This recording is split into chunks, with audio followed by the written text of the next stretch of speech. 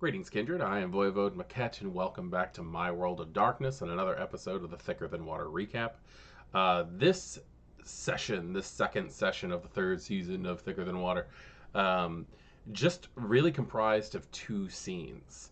And where I've been calling this season um, as the vultures gather because that's effectively what's happening right now. The Anarchs have taken control of the city due to forces, but there's still so many people who are just swarming in to see if they can take advantage of the situation. The Church of Cain has shown up because the Camarilla, who's one of their big adversaries when it comes to a lot of things, is no longer in the picture in Portland, and therefore they should be able to use the freedom of the Anarchs to try to set up and establish a good place to be. The Camarilla themselves may have pulled out politically, but there are still Camarilla kindred in the city that are either unwilling to give up their home or unwilling to give up the power that they have cultivated in the city for so long.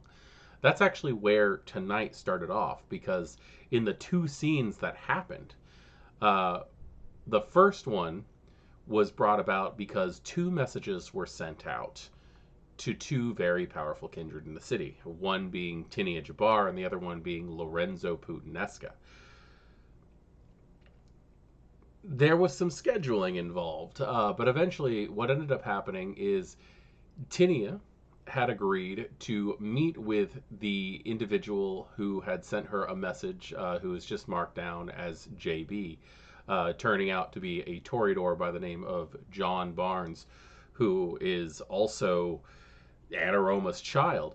Um, he had asked her to come to his business, which is the Penny Diners Club. He's the one who actually runs and manages the entire thing, and Anaroma just kind of enjoyed the spoils of her child's work. However, when the time was set to meet, JB also sent out, I'm calling him JB, John also sent out an invitation to Lorenzo Putinesca, who owns the title of the land that the Penny Diners Club is on. And this whole thing was an interesting political move on John's part, being the young Toreador who's trying to figure out how to establish himself. He doesn't want to start out underneath the boot of the Hecata. So when everybody had arrived, he had brought everybody to a nice booth in the back, offered everybody drinks, which they promptly decided that they weren't going to have because they didn't trust the situation. And he pretty much just put it out there that he had set them up so that if anything was going to happen to him, all parties would be aware. Primarily, he didn't think that the Putinesca were ballsy enough to start any type of fight or war over territory if he tried to weasel out of a contract that Anna Roma herself signed, not him. And that the Anarchs might actually be able to help him become liberated from the situation, which actually worked. I was actually kind of happy that when everybody said and done found out what was going on, exactly what the situation was with this Toreador, Lorenzo actually looks over at him, laughs, and says that he's kind of impressed that he was able to think of setting up that situation for his own protection. At this point in time, the Putinesca have let him out of the contract because, again, it was Anna Roma who signed it, not him. And now the Putinesca have that realty to be able to make a different building or make a different business out of it, while John is now going to go off and try to find another location, possibly a better location, for the Penny Diners Club. And I do actually plan on doing that. That took a while. That whole scene was a very fun back and forth situation. But as they were leaving the Penny Diners Club, Tinia got a text from Jonathan Harker, who let her know that there was a situation and anybody who might be involved might need to come to this area. And he gave her an address, and the address that he gave her was that of the phlebotomy center that was being built over the summer while everybody was in Chicago. the same area where the basically ground zero of the spirit bomb had happened with the Black Sheep plotline. So, trying to figure out whether or not anybody was involved in it, considering the Puttanesca, they went ahead and Tinia went ahead and told Lorenzo that she needs to be at this address, and if they're involved, that they need to get their asses down there themselves. Lorenzo contacted Valentino and told him to meet them down there. This whole situation was so much fun um, because Amelia, our dear Ventru, who's being played by Serendipity, had been tagging along this whole time. She's going as an advisory position for Tinia, as suggested by her sire James, or as suggested by Amelia's sire James, the previous Baron. And uh, they had already noticed that there was somebody watching the whole situation outside, but they were not able to exactly pinpoint who it was who was watching. So they all head on down to the construction site for the phlebotomy center that is in a total wreckage at this point. When they get down there, they also find that there's this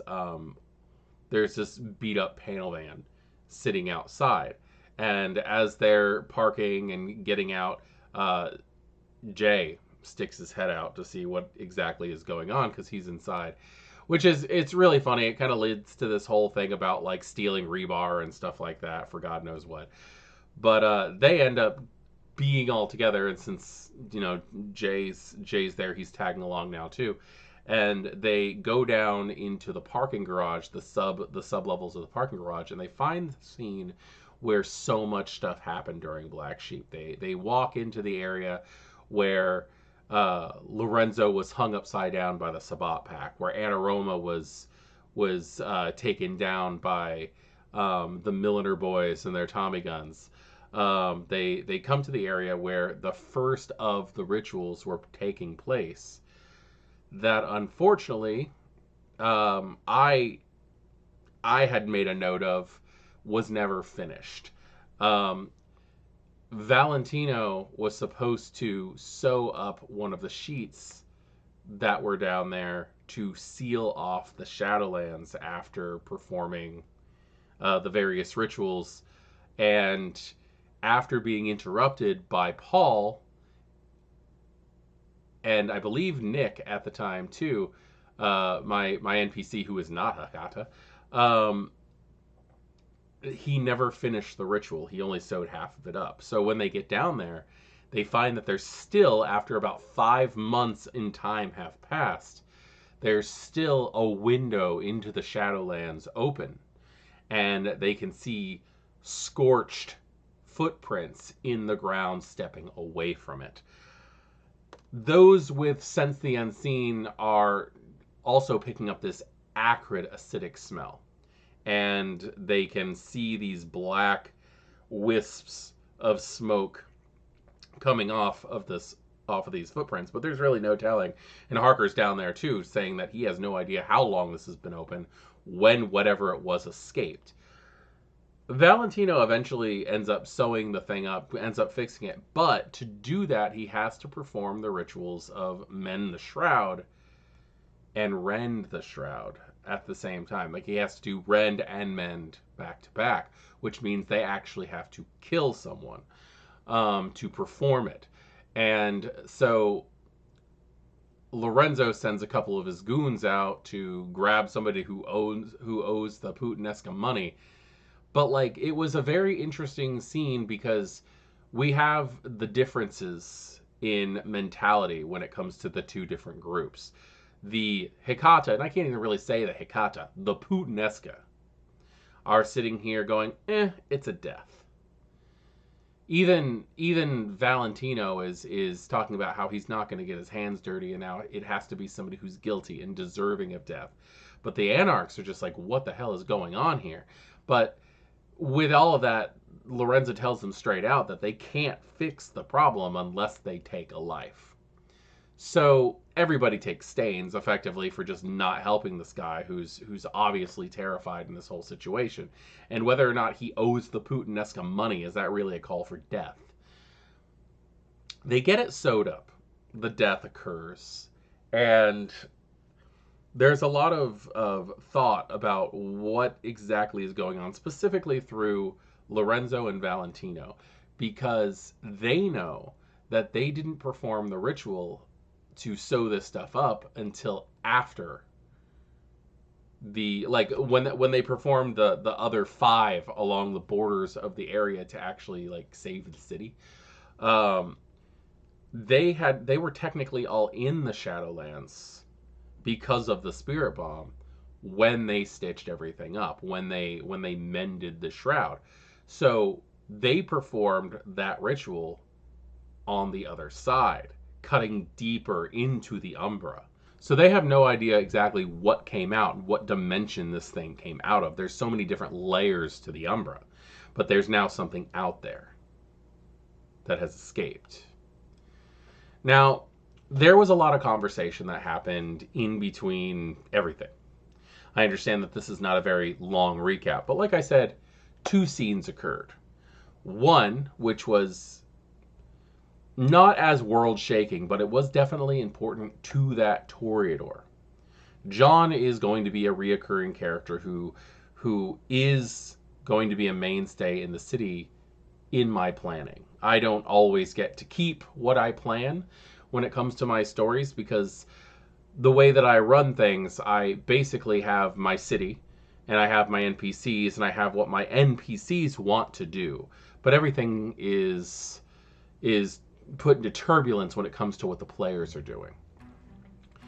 So where that scene may not have been that important to the players, it is going to do things to change the city in some fashion. The Penny Diners Club is going to be shutting down for a little while, which is going to hamper some of the characters, NPCs and PCs alike, ability to feed, because this is the best place for consensualists to go.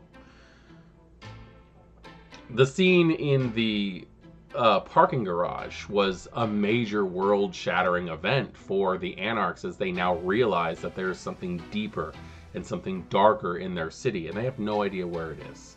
They have no idea where it could have gone, or even what it is, or what even to do to worry about it. I do understand, however, that Tinia herself has a fear already of what it means that this thing is here.